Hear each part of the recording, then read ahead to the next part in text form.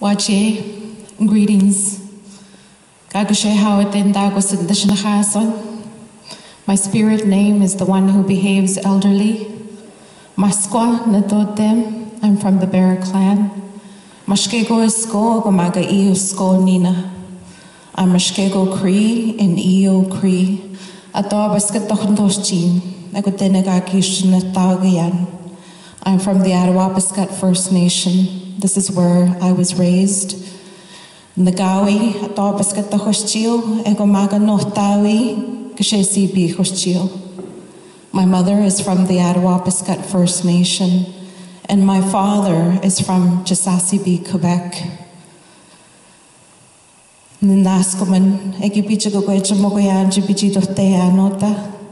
I'd like to say thank you very much for extending this invitation to me. And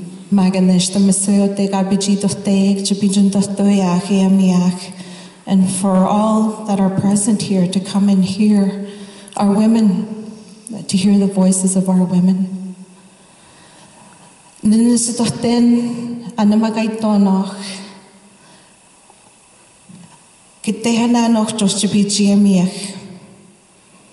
I understand the teachings.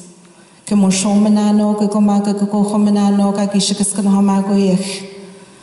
we were taught by our Muslims, our grandmothers and our grandfathers. I understand that we are to speak from the heart, and I will try my best. I did cheat a little bit, wrote a little bit of outline just to remember. Gabrielle, if you can hold the feather for me.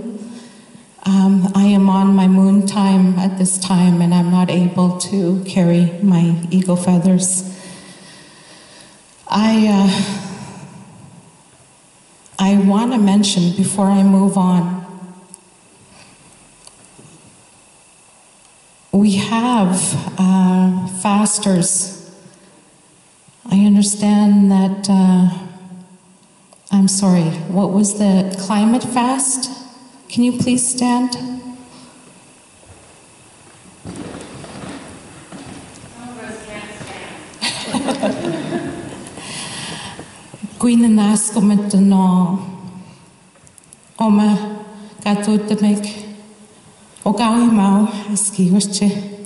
I'd like to extend my greatest gratitude to all of you for doing this brave heart stand for Okawi Mawaski, for Mother Earth.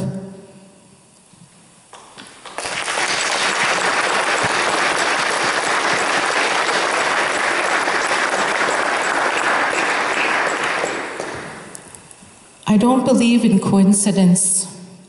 I believe in what one of our Sundance elders taught us. Godsidence.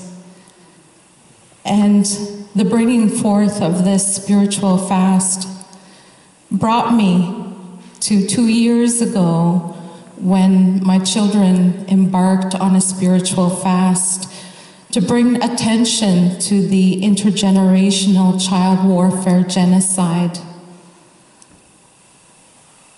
Wabi's village was started by my family.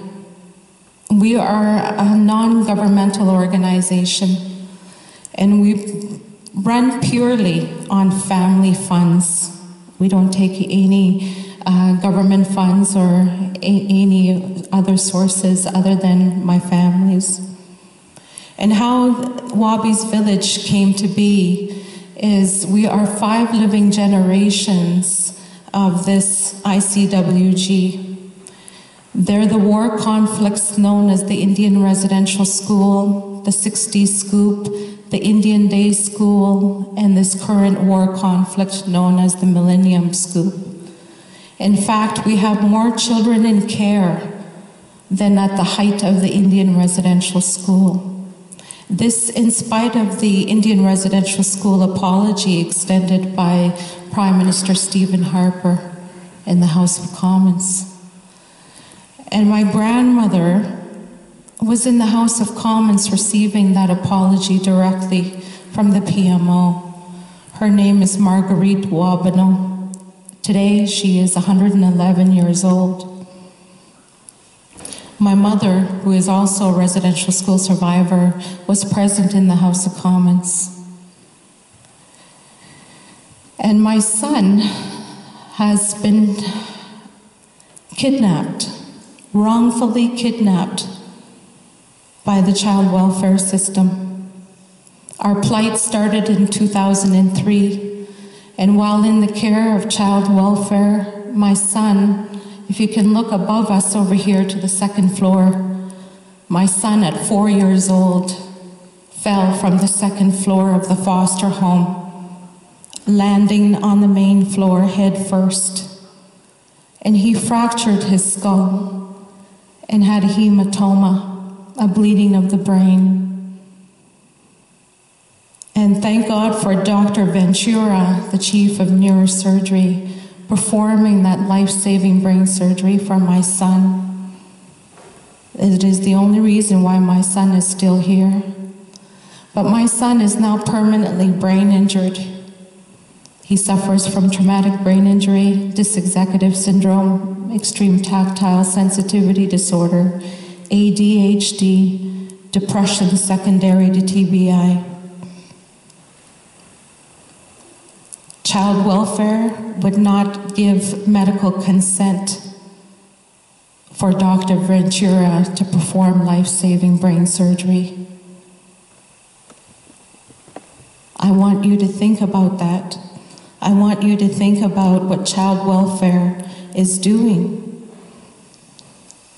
They brand themselves as protectors of our children, but are they really protecting our children? It is child welfare policy that initiated from the very beginning the Indian Day School, the inception of the Indian Day School. When the Indian Day School was not working the way the government wished for it to work, to assimilate us, to colonialize us, they moved into that Indian residential school. And oftentimes I hear people say, well, it happened in the past, leave it in the past. You cannot leave in the past what is still in the present.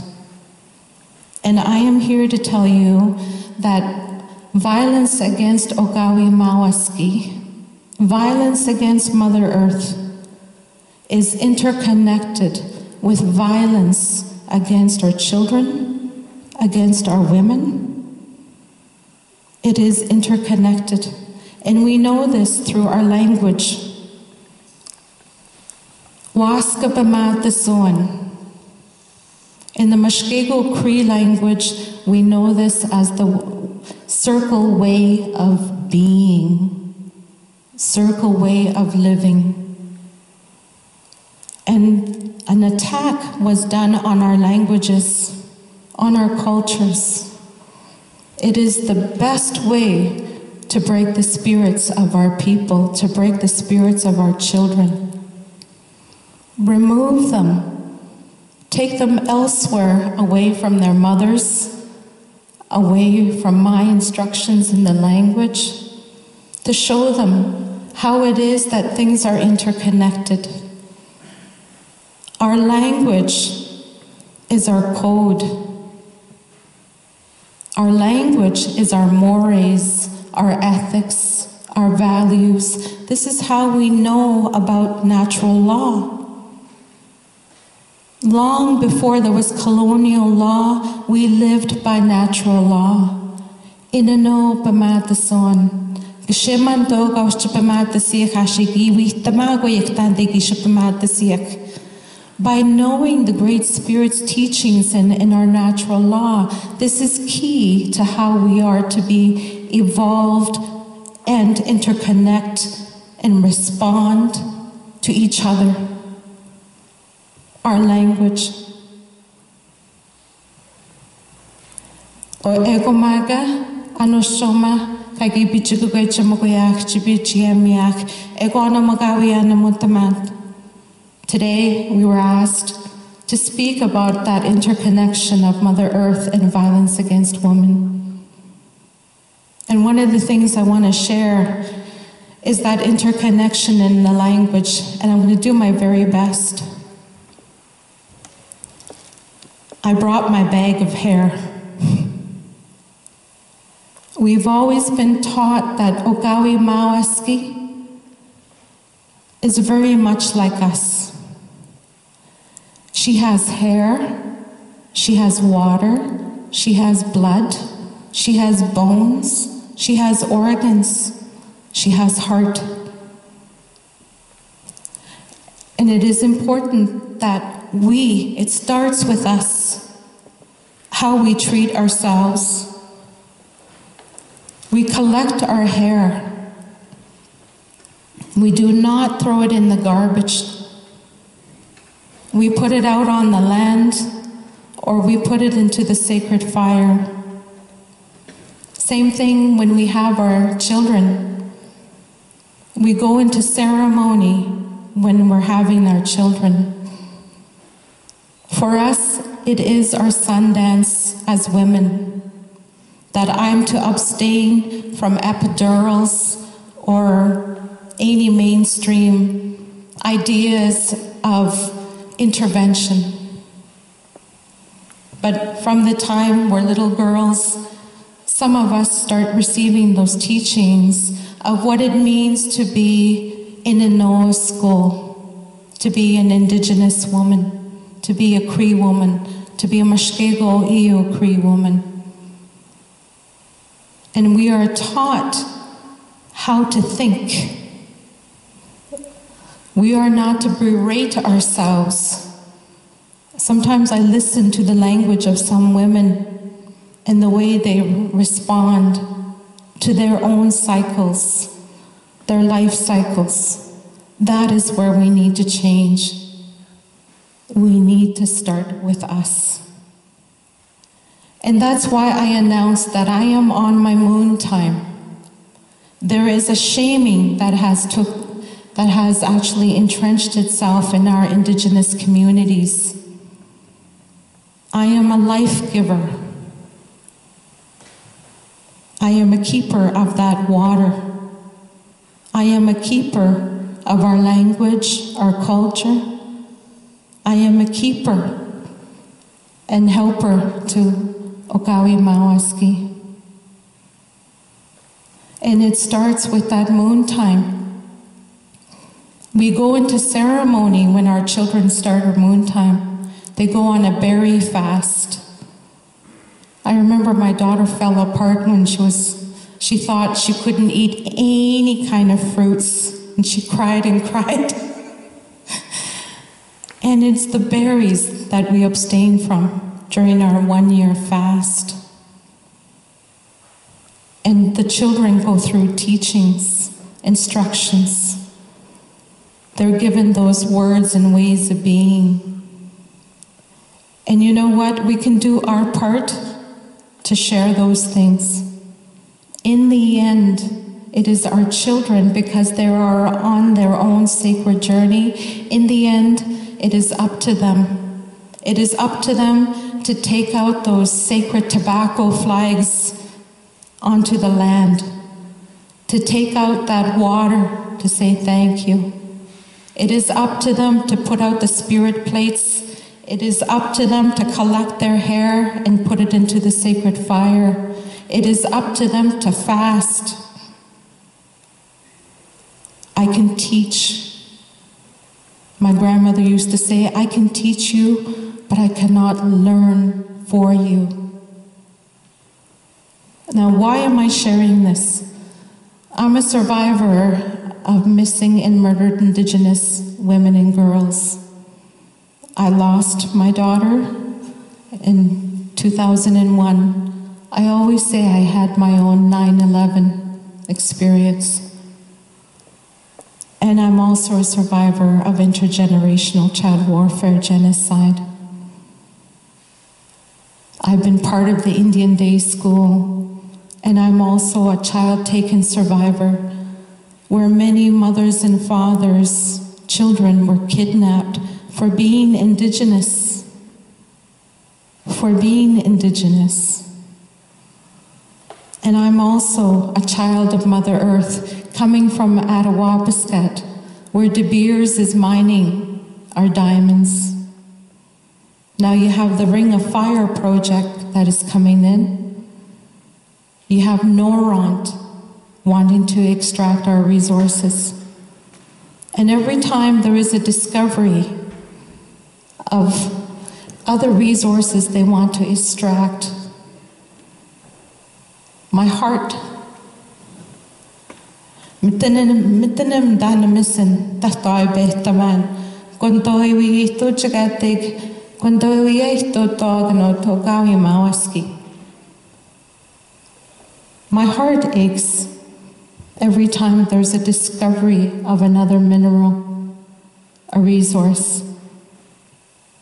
Because our way, whether it's the trees, whether it's her water, her blood, her organs, that's what she is to me. She's not a planet. She's my mother. She's your mother. We're all children of Mother Earth. And what's happening to our women and our children today? Human trafficking, sex trafficking, child welfare, the substance abuse. All these things are interconnected in here.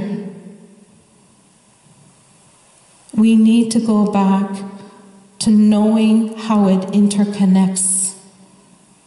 Too often we hear people regurgitate the medicine wheel, the 7 grandfather teachings. Wabanoch, Shawanoch, Nagabehonoch, Giwetanoch. What does that mean? In my language, that's Waskabamatason. And it spins. What affects one part affects the whole. The physical, the mental, the emotional, the spiritual, the fire, the water, the earth, air, all of it is interconnected. If you poison one part, you poison all of it. And this,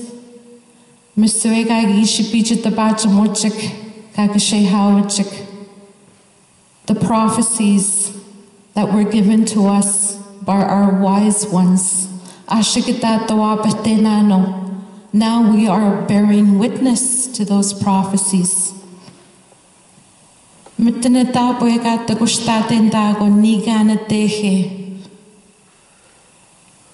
will be very dangerous in the future, they told us. There will be extensive digging. There will be a lot of sickness, illness, and suffering.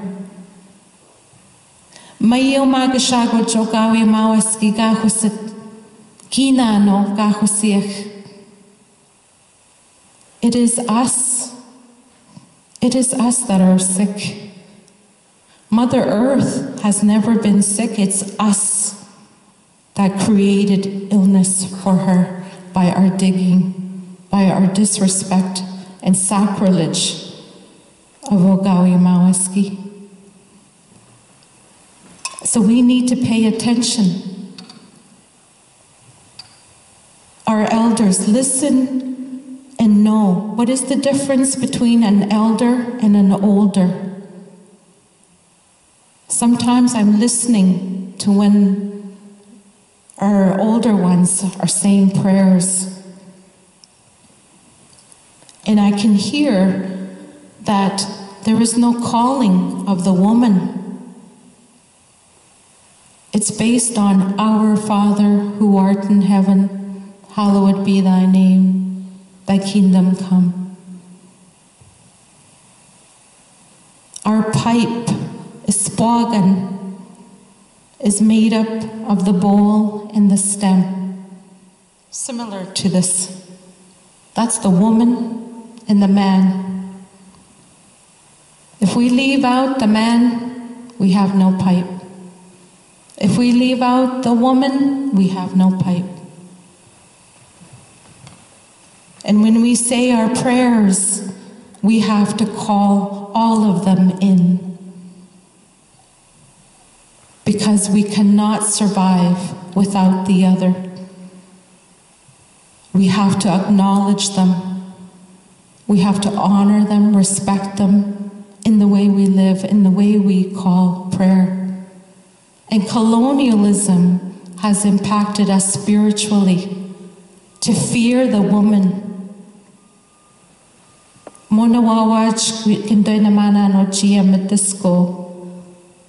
You know, sometimes we don't even want a woman to speak about what she's seeing.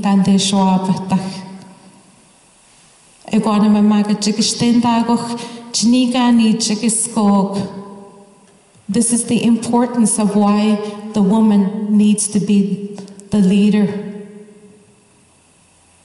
Bring those women in that are on their moon time. That is one of the most powerful medicines.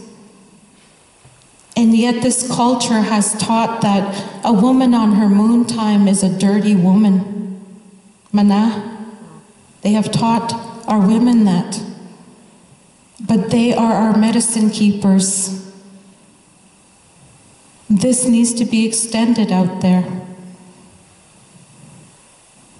The raping of Mother Earth, the raping of our women, the raping of our children. It's like this. The way we see a woman, our breasts are sexualized, when in reality, my breasts have nurtured my children. My vagina has given birth to all my children with our life-giving forces. We need to stop thinking in a negative way, and we need to be cognizant in how we speak to one another. Because what's in here comes up here and out here. It is all interconnected. So we can have protests and rallies. We can write letters. We can send faxes.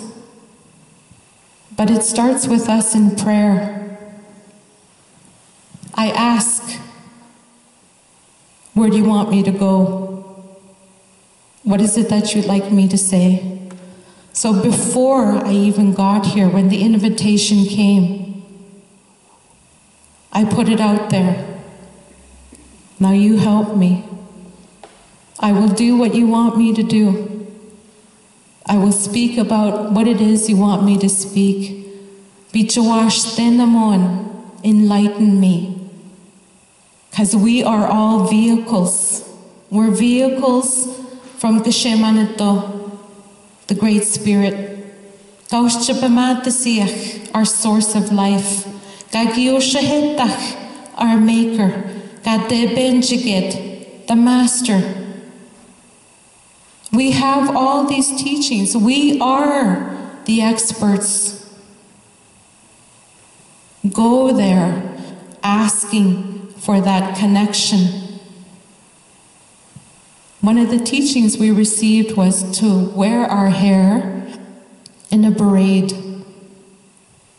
Mind, body, and spirit. At some point, you put your hair in a braid, whether it's during the day or at night.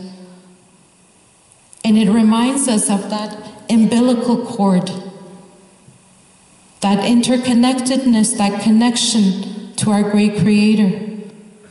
And some of us, we work on that relationship with our great Creator every day.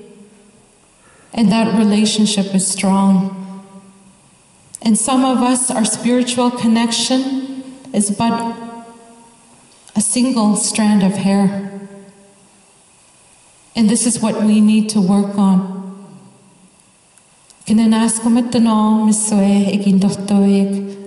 Much gratitude to all of you for taking the time to listen to me today. Asko dabwe anaman mesuge gon ganochtaich.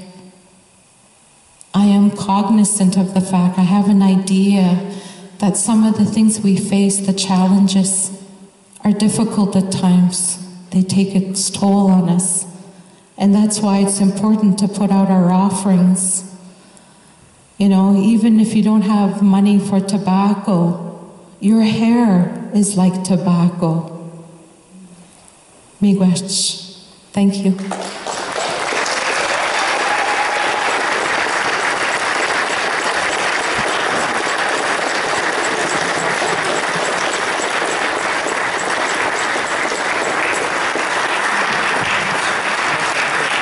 The strawberries are being passed around at this time. Otehemena, the heartberry. It is about love and compassion and the sharing and asking those spirits to come and help us and to say thank you to them. So pass those strawberries along. Miigwech.